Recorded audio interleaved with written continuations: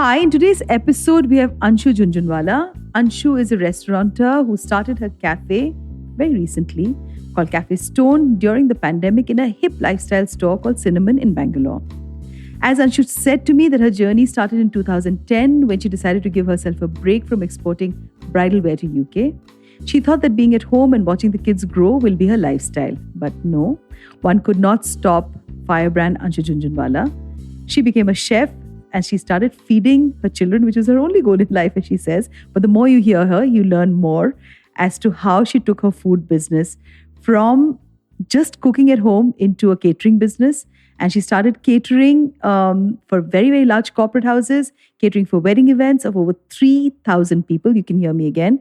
Catering for over 3,000 people. And now is the chapter of her cafe. As Anshu said to me, the entire journey for her has been very exhilarating. But what stays the most with me is this, that, as she says, if I can become a restaurateur from a home chef, I'm sure many more can. Welcome, Anshu Jhujhunwala, and please tell me a little bit more about the start of the food business. Thank you, Mohua, for having me here. And yes, the food business, I think, just happened very, very organically. I didn't know cooking when I got married. And I learned a lot of home cooking from my grandmom in law, who really literally taught me how to make rotis, how to temper a dal or a sabzi. So that kind of made me do a lot of home food. And yes, cooking for my children. I decided to stop my clothing business all one fine day. And that is because I read this little saying somewhere which said, if you don't look forward to a Monday, change your job. And if Saturdays don't excite you, change your friends. So I did wake up on a Monday morning and I realized that I don't look forward to it. So what do I need to do? I need to change my job. So I decided to stop my clothing business and stay at home, watch my kids grow. They were growing too fast. I have two little boys, not little anymore, but yes. Oh, they're always little for us. Yes, absolutely. So decided to stay home and be a good mom, cook for them, try to cook for them, But and just being a good mom was not enough for not enough. you. So in the bargain to feed them, I started learning how to cook, watched shows. My husband is an out and out foodie, and he kept showing me various cooking shows. That look at this, try and make it, see what you can do. He was also the catalyst. Yes, absolutely. So that's how it all started. And in the bargain, I started plating food for them because they were really fussy eaters. So I had to make sure that, they eat well, their tiffins look good. So started that, realized that yes, the kitchen is my happy place. And it was very de-stressing for me to cook. I didn't get stressed at all, which was quite funny for other women when they would hear that. But yes, it was. So that's how it started. Then, it just struck me that, okay, let me try and make this into, see how it goes. Friends encouraged me that you're doing a good job. Why don't you try catering? So started from one order a week, two orders a week, one order a day. And it just grew very, very organically. Uh, Being a creative person, I have also been an interior designer. So I started designing my own logo. I said, okay, let me do it myself. I did that. I'm a graphic designer as well. So I did that. And it grew little that I knew that I'm catering to corporates. I'm doing large 3,000 events. people. Yeah. I mean, I had never even, thought of this when I started it. It was like, okay, hobby based. Let's go for it. Home chef. And it just kept growing. The vision kept happening. My kids kept growing with it, literally seeing me work day in, day out. And yes, I was doing catering, I was doing events, I was doing corporate houses, I did weddings. And then, of course, I said, okay, if I can do this, I'm sure one day I can start my own restaurant and cafe, but something that I should resonate with. I just don't want a run of the mill space.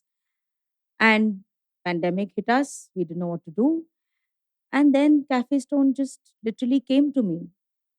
So I said, okay, if it's come to me, it's for a reason.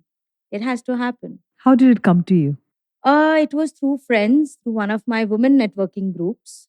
And yes, I'm a part of one of the large women entrepreneurs groups in Bangalore, which is called CWE.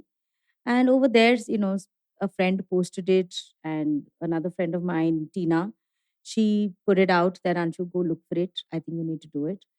And it just happened, you And the know. rest is The history. rest is history. So we have Cafe Stone running now, and I'm very, very proud of it.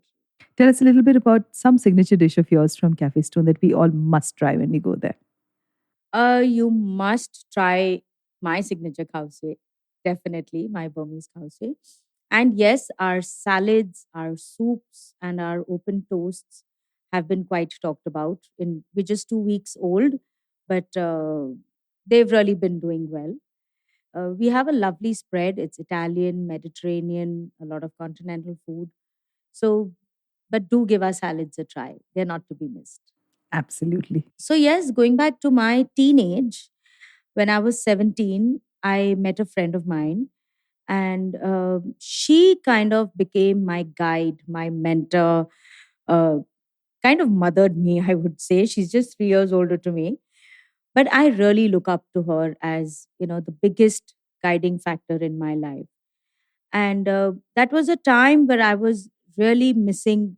I don't have an elder sister, I'm the eldest in my family. So her elder sister kind of became my sister. Her family became my family. Her brother-in-law, that's Jaji, became my Jaji. Her parents literally, and we both look alike. So her parents were like, we have twin daughters with the two of you around. So she encouraged me to work. With her, I started a clothing brand when I was 17 years old. She said, "You do the designing, I take care of the finance part," because she's an out and out finance girl. And that's how we started. And she said, if you don't start working today, you're never going to be working in your life. You'll become another Marwadi housewife girl sitting at home doing kitty parties. It's not wrong, but that's not how I see you in your life ahead. You have far more caliber than just not doing anything. So she actually created that focus in my life. She showed me that, yes, I can do something. And, I can focus in my life. I can build a career for myself. So that self esteem, that self finding is what she made me do. And even today, she is a very big factor in my life. She kind She of, helped you search for yourself. completely, completely. So even today, I look up to her as, a very important part of my life. And I thank her every moment. I thank her mother a lot because her mom gave me a lot of insight into my life, gave me a lot of value system. In fact, her sister, who also was in a joint family, she taught me how to live in a joint family, and how to make sure that everyone is happy and how do I you can't get imagine family that. together. I've Yes, never lived in a joint family in my life it's ever. not easy, but she gave me the way to do it. And I think I swayed it. I really did. I'm blessed. Even the in law side of my family, I don't feel they're in laws. They just love me. So I think That's she because gave of who me. you are as a person, Anshu. Thank Also, you. yes. Thank you. That's really sweet. Yeah. So, and she really taught me that, how to manage people, all of it. So I thank her a lot for that sensibility.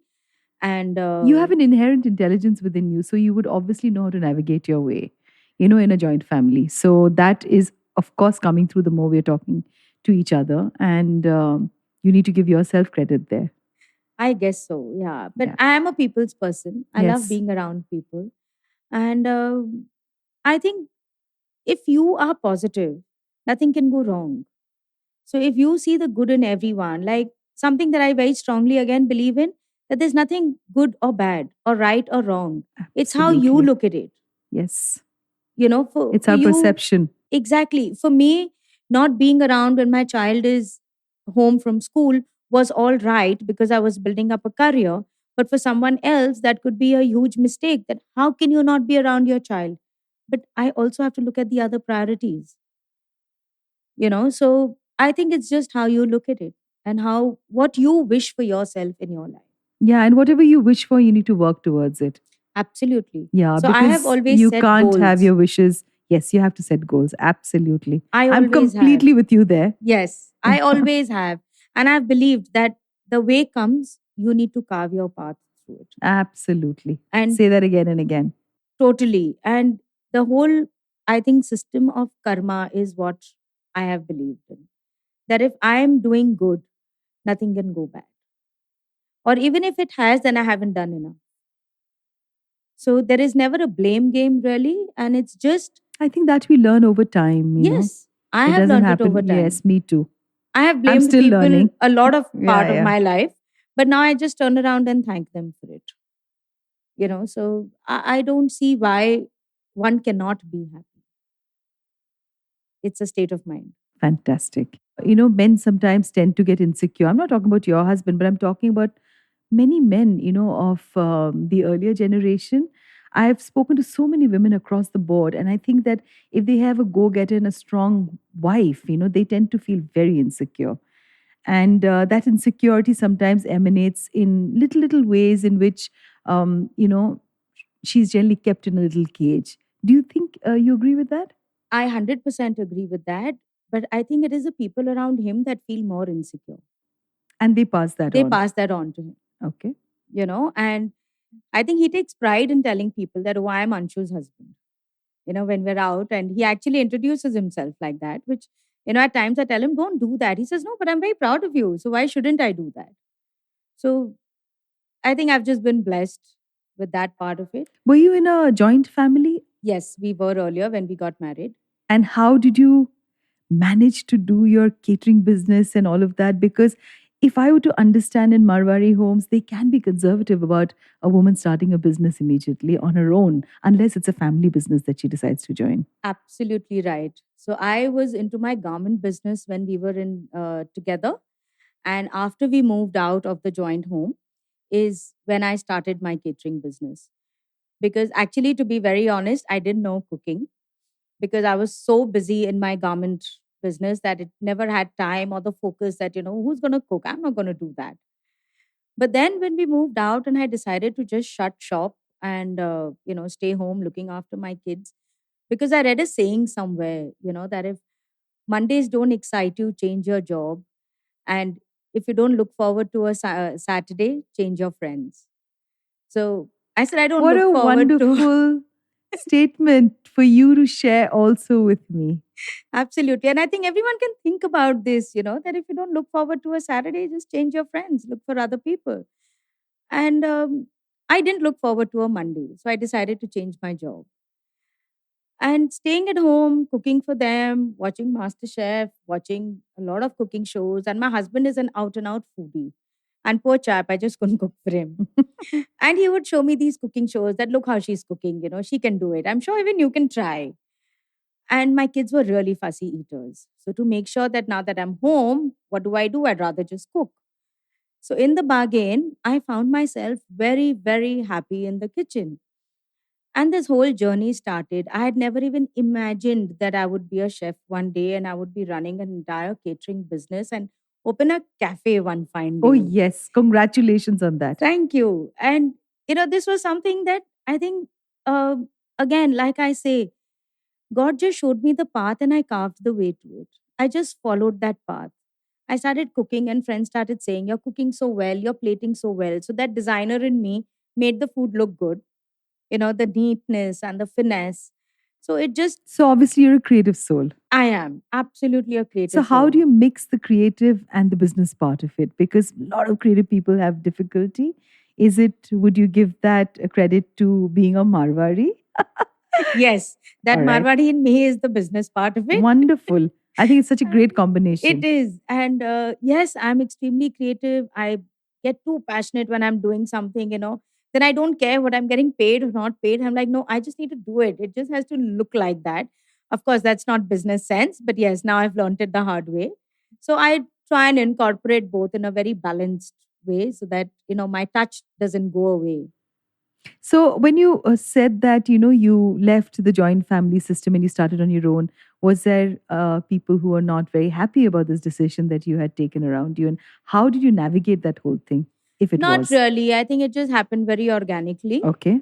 And I think people around me realize that I am a very independent person. So, So to you owe just that leave me, independence to your mother? absolutely, Okay. absolutely. My mother has been an inspiration also because she has led her life on her terms. And I think somewhere, some of that Why do you say that has she come has in. led life on her own terms? So she walked out of a marriage when I was 6 years old, and she stepped into another one when I was about 11, which I was not very happy about. But yes, so she did take her own decisions. She did realize which were right, which were wrong, and she led her life on her terms. A lot of decisions, yes, we may not have, taken to or understood why it was taken, may not have liked it at that time. But today, when I look back, I look at it as yes, that was her life. She has led it, and it's commendable with Yeah, and whatever you've she's inherited done. that Yeah, so guts. that the guts, definitely yes, and the independence, because I have been financially independent since I was 16. So that I think gives you a lot of push, a lot of encouragement in your life. And again, I'm blessed that my husband understood that and values that a lot. And now my children do. You know, when you see pride in the eyes of your boys, I have two sons, I think that's the most rewarding thing ever. Yes. So I They are feel for a actually our little woman, audiences in life who do the yes, clapping for you. exactly. So I think for every woman, that little bit of acknowledgement from your children is very, very I important. think acknowledgement, from friends, from people who are close to you is extremely important. And that I always say is the wind beneath my wings. When my supporters say that, oh, whatever you're doing, it's okay. Even if you fall, you will learn a lesson. And exactly like what you said, that people who've hurt me are the ones actually I'm grateful for. And I'm beginning to say thank you today, because I would have never been able to do what I am doing today. And if life was completely smooth for me, and it's been a very, very bumpy ride for me as well. But I'm just trying to understand a little bit more, Anshu, about how is it that your friends around you who had not, all our friends around us sometimes may not have the ability to really delve deep into your inner resilience and start something on your own. And sometimes what happens, unfortunately, is this, that they are protective, and sometimes they can be also, not very, very happy that you're going to become different from them. And did you face that, and how did you kind of ride over it? Yes. So, one thing is, I have very few very, very close friends whom I've just stuck to, or rather, who have stuck to me. And yes, I went through a phase where I was really trying to build myself up. So, I gave up going to parties. I was not socially active because I started a whole catering business, and which would demand me to be out on weekends, on holidays, during festivals. So I was never available for the family. I was not available for friends. None of my social parties is what I was attending to. So I was attending and doing up other people's parties, and, celebrating Diwali with strangers. How So did your family react to that? they were very supportive. Oh, wonderful. Very supportive. I mean, there was one Diwali I remember where I had puja in my house. So I shifted it earlier so that I could do catering in the night. So I finished the puja, changed into my catering gear, and I was there out working. And they were fine. They said, yes, this is your season. If you're going to say no to parties on Diwali, which is your peak season, I don't see why you're running a business. That was what my husband told me. So when I asked him, I said, I have a catering for Diwali. Is it okay? He said, what do you mean, is it okay? That's your season. You better do it. So What kind of food did you start with when you were doing the catering work? Was it Indian cuisine? not Indian, it was Okay. Italian. And Burmese Houseway kind of became my signature because my mom's side of the family hails from Burma. They moved into India during the war. So the Burmese dish is kind of a heirloom recipe that has come down years. And our family was kind of famous for doing Burmese food. So I learned it from mom, and people would come home that, she had to make Burmese. So as I picked it up from her, she learned it from my nanny, from my grandmom. And I kind of started tweaking the dish, of course, because honestly, our khause was quite Madu flavor, as I always call it. But yes, I tried to tweak it and make it more palatable, to a larger audience. So I say that the Burmese khause is what really made me famous and what I got known for. So that is what I started with. A lot of Italian, a lot of Mexican, because those are the foods that I relate to. And yes, of course, a lot of Pan Asian. So I learned Japanese when I went to Japan. I was there for 3 months. So I picked that up and I What's your earliest experience with food? Like for me, my earliest experience with food, is I go back to the time that my mother on Sundays, in most Bengali homes, they make mutton. okay, And for us, when we cook our dishes, our vegetables are cut in a certain way for each dish, right, or else the texture and the flavor completely changes. changes. Yeah. So, like, in the mutton, the potatoes are all diced, they're round. And when you make a fish curry, we have to cut it long. Okay, Yeah, the right. potatoes. And potatoes are, of course, such an inherent ingredient in all Bengali cuisine. Right. So my earliest memories are, of this pressure cooker, prestige pressure cooker, and the mustard oil, like she's just heating it up and she's putting the bay leaves and the potatoes, and then she's marinated the mutton. And, and I was probably painting or writing or doing something. Um, my father used to travel a lot. So I was also almost raised alone by my mother. But those memories are my most, they're, those tastes, no? Um, is not something that I can get even in the best of the places. Yeah. You And I, can't. yeah. And I think it has something to do with your mother and the energy. So, what would you say was your first experience if you were to look back right now when we both are talking to each other about Yeah. food? Oh, that goes really, really way back. For me, my mother was always in this organza crisp sari and beautifully pinned up her sari, didn't move at all. And I just loved her like that. And she was a good cook. She stopped cooking now. So for me, that she would always make was this thick dal and a very sticky rice with a lot of ghee and salt. And that was my absolute go to food. Even today, if I just get that, I think I'm the happiest person. And one thing for me as a child was always my grandmom, that's my nani, and my two aunts, my mommy, who actually brought me up while my mom was going through her turmoil in her life, is they always put me into this habit of feeding me. I hated eating on my own. So for me, I every did that for time, my son too. so for me, if they ever saw that okay, the only way to feed this girl is to sit down and feed her. So they would sit down, and even today, at this age, they still, if I'm sitting with them, I don't eat food on my own. They have to feed me. Oh, So sweet. even they know that okay, she's Baby gonna only Anshu. eat by us. Literally they still call me that. And one very beautiful memory that I have is the day I got married. We had our reception in the night and we're not eating dinner. I come down and the first thing, both my mommies are sitting over there with a dinner plate and they said, "Come, we'll feed you. You've not eaten." And that was so beautiful. So for me, it is, that home food, that just that dal, chawal, and aloo ki sabzi is Oh, yeah, yeah. You can never go wrong. you can never go wrong. So that's the Absolutely. absolute comfort soul food. For you. Yeah. And what they make. Yeah. But have you tried making it? And does your children also like the same food, or are they more, international in their food habits? They are, because I think I'm to blame for that.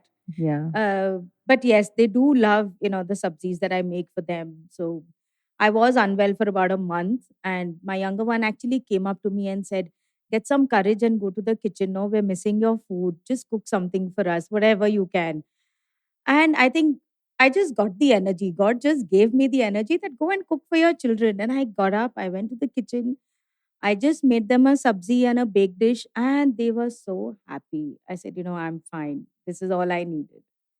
So I think that's beautiful to just I have would your like children you, want. for all my listeners, I think so many women all across India and the world, and I've spoken to so many women till now, they're always frightened of taking that first step. Yes. And I would really like you to share a few words about how is it that you, you know, decided to start, Stone Cafe, and what was that the thought behind saying that no, no, no, now is the time for me to move on from there. So just share that with us. So the journey from literally being a home chef, taking, one order a week or three orders a week, which grew organically, and then moving into the catering space, moving into corporate catering, and then finally Cafe Stone just coming to me, literally. So I think it was that constant belief in self that yes, I can do it. And having the belief that If something has come to you, it hasn't come by the way. And I Yes. think for every woman, it's very important to understand her inner strength, to believe that she is a creator and she can do anything and everything that she believes in. So, when I hear some women say that, how do we do this? We don't have the talent, or we don't know how to do it. We haven't learned it. No one taught you how to be a mother. Oh, No one yeah. taught you how to be a daughter. No one taught you that this is the way you're supposed to look after your husband. Did you learn how to serve your parents? You didn't, right? No, you didn't. So, Absolutely no. why can't you just do something? It doesn't have to be book taught, it doesn't have to be college gone, it doesn't have to be certified.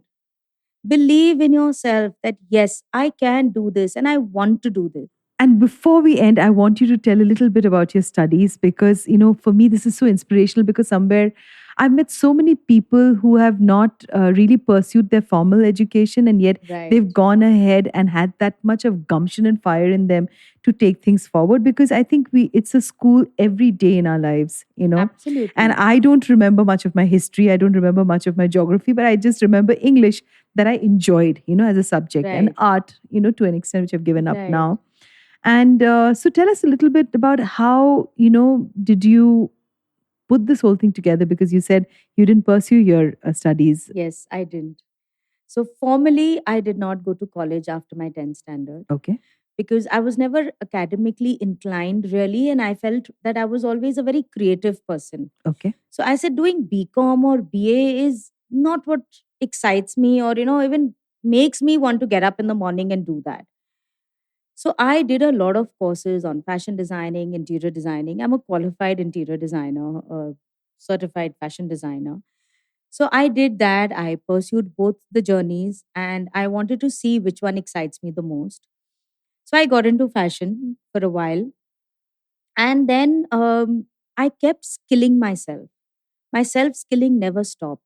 So I did courses that did not require a 12th grade certificate or a 10th grade certificate or something that said you have to be a graduate to do this. And I found enough and more opportunities. I networked with people. I learned a lot with people, which I think gave me a lot of insight into myself. And I can very proudly say that, last year, during the pandemic, when it just started, I got recognized by an organization as the top 10 women entrepreneurs of the year. Wonderful. Congratulations, Yes, thank Anshu. you. Congratulations again. Thank you. I then went down and got recognized as the top 10 caterers of the year, Wonderful. which was very nice. I got chosen for a accelerator program and I got to do an IMB program on financial analysis. So I actually, not having been a formal graduate, I actually hold a certificate from IIMB, which I think I'm stumped. is the biggest reward in my life. And it just makes me feel very, very happy. It makes me feel that, yes, I've achieved something. And again, I come back to saying that every woman just needs to believe in herself. That power is within, that strength is within. Just get it out, Absolutely. just Absolutely. recognize it. I think that is something that's beautiful. Thank you so much, Anshu, for being on today's podcast and the show today. And before I end, what's your Instagram handle? And if you have a phone number for the restaurant, if you could share it on the show. And it's a beautiful cafe in the heart of the city. And we have Firebrand Anshu Jhujhunwala, who is right now here on the podcast with me. And she will tell us how we can get in touch with her. Thank you, Mahua. I think it was a beautiful experience to allow me to share my journey with you on this podcast. Yes, we are on Instagram, Cafe Stone BLR, and the landline number over there is 4115-4102, where you can make a booking, you can reach out to us, and we're open all 7 days, 11 to 7 p.m. So I hope to see more and more Bangaloreans there, and thank you, Mohua, once again. Thank you so very much. Thank you. To you, our dearest listeners, you can find us on your favorite streaming services. Find us on Spotify, Amazon Music, Apple Podcast, and of course, all other major streaming services. With loads of love, we are Moody Mo Awaaz Podcast, where Hatke is hot.